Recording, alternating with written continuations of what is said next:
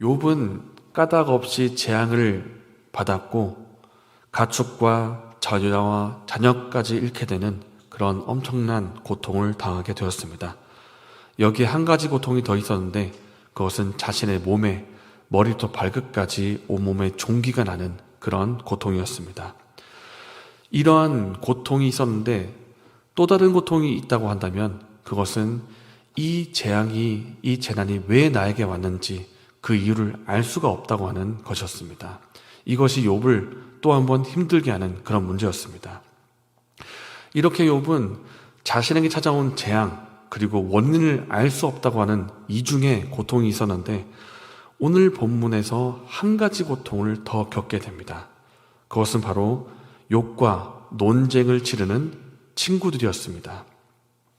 오늘 본문을 시작으로 욥은 친구들과 논쟁을 하게 되는데 오늘 본문의 4장부터 27장에 이르기까지 아주 길고도 치열한 논쟁을 하게 되는데 3번에 걸쳐서 논쟁을 합니다. 오늘은 그 시작 부분에 해당하는 것으로 엘리바스가 욥에게 조언을 하는 그런 부분입니다. 먼저 엘리바스에 대해서 살펴볼 필요가 있는데 엘리바스는 그에 대해서 볼 수 있는 부분이 욥기 2장 11절부터 13절에 나옵니다.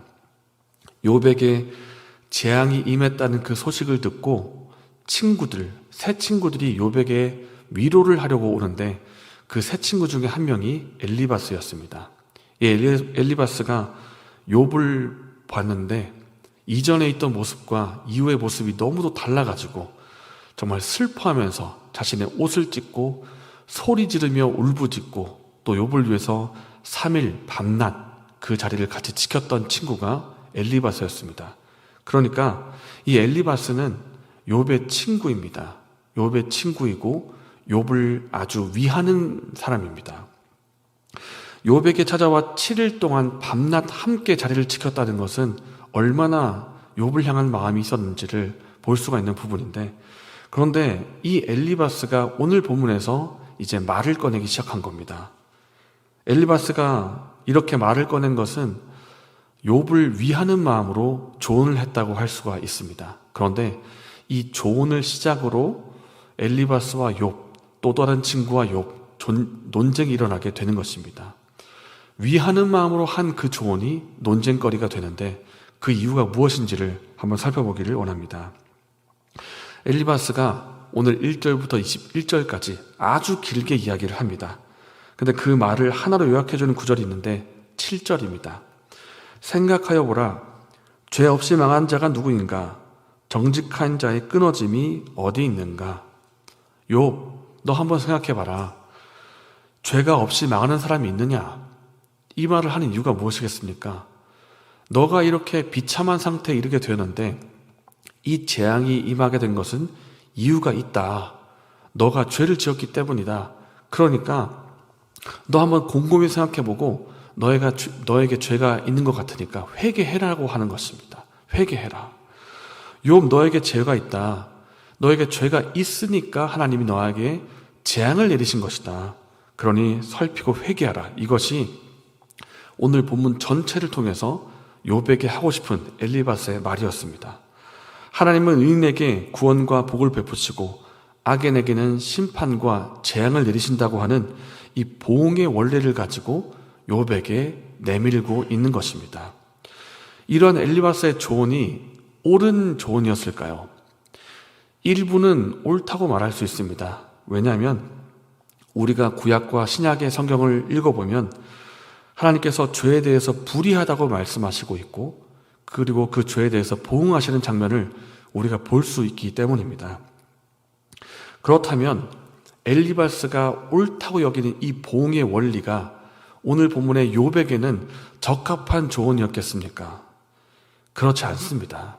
왜냐하면 지금 현재 욥이 당하는 고난은 알 수 없는 고난이고 욥이 죄를 지었기 때문에 당하고 있는 고난이 아니기 때문입니다. 그러니까 엘리바스는 한 가지 큰 착각을 하고 있었고 그 착각 때문에 잘못된 조언을 하고 있었던 것입니다. 그것은 죄에 대해서 보응한다고 하는 이 보응의 원리, 하나님이 이 한 가지 원리로만 일하신다고 생각을 하고 이 원리의 잣대를 욥에게 내밀고 있는 것입니다. 내가 지금까지 깨달았고 경험한 바가 이것이기 때문에 이것이 옳다. 그러니까 너한테도 이것은 적용되는 것이다 라고 내밀고 있는 것입니다. 성경을 읽으면 하나님께서 분명히 죄를 기뻐하지 않으시고 그에 대해서 보응하시는 부분이 분명히 있습니다. 창세기를 보면 소돔과 고모라에 하늘에 불이 떨어지는 사건이 있는데 그것은 소돔과 고모라가 지었던 죄 때문입니다. 사도행전에서 아나니아와 삽비라가 또 그 혼이 떠나서 엎드려서 죽게 되는 사건이 있는데 그것 또한 그들이 지었던 죄 때문이었습니다.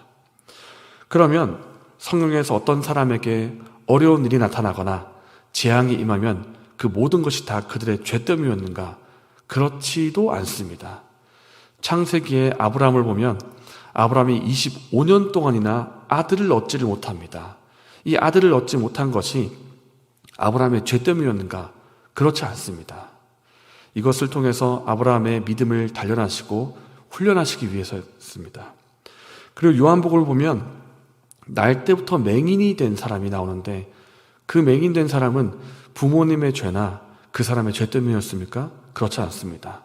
그것은 하나님의 영광을 나타내고 하나님이 하시는 일이 있었기 때문에 맹인으로 태어난 것입니다. 이처럼 하나님이 행하시는 것이 한 가지 원리로만 행하시는가? 그렇지가 않다는 것입니다. 하나님은 하나님의 선하신 뜻을 따라서 행하시는 분이시지 한 가지 원리에 매여서 그렇게 매여 계시는 분이 아니십니다. 만약에 우리가 이 땅을 살아갈 때 오직 한 가지 원리만 필요하다. 그렇다면 굳이 하나님을 찾을 필요가 없습니다. 컴퓨터가 있으면 됩니다. 0, 1, 옳다, 아니다. 이것만 판단하는 컴퓨터 AI만 있으면 이 세상 살아갈 수가 있을 것입니다. 그러나 우리가 살아가는 세상을 우리가 알 수 있듯이 한 가지 원리만 있는 것이 아닙니다. 하나님의 행하심은 우리가 생각한 것보다 훨씬 더 크고 깊으며 하나님의 뜻은 우리 생각보다 더 높습니다. 그리고 우리가 살아가는 세상을 보아도 우리의 각각의 상황도 한 가지가 아니고 다양하고 복잡합니다. 엘리바스가 분명히 죄에 대해서 보응하시는 하나님의 보응을 경험했지만은 욥의 경우는 죄가 없음에도 불구하고 고난이 왔다고 하는 또 다른 차원의 경험이 있는 것이고 욥의 상황이 그랬던 것입니다.